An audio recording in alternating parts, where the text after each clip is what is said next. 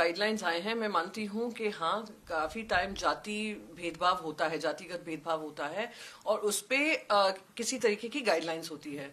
पर ये गाइडलाइंस में ही अगर भेदभाव हो कि आप एक तरफ को सोचें वही ऑप्रेस्ड हैं और दूसरी तरफ को सोचें ये ऑप्रेसर्स हैं, यानी ये जो जजमेंट है इस गाइडलाइन के माध्यम से, ये बहुत दुर्भाग्यपूर्ण है।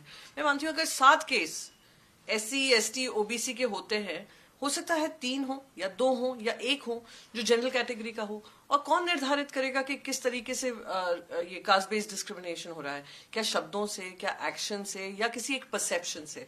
दूसरा जो मेरा मानना है कि अगर कोई फॉल्स केस होता है और इट्स ओपन फॉर मिसयूज, ऐसी चीजें ओपन फॉर मिसयूज होती है और अनेक उदाहरण है ऐसे। अगर ये फॉल्स केस पता चलता है, उसका पेनल्टी क्या होगी? क्योंकि एक स्टूडेंट के करियर की बात होती है, स्टूडेंट का करियर अगर किसी तरीके से डिस्टर्ब होता है एक फॉल्स केस के अनुसार, तो जिसने लगाया है वो, उसकी पेनल्टी क्या होगी? ये जो निर्णय ले रहे हैं वो निर्णय करने वाले कौन बैठे हैं?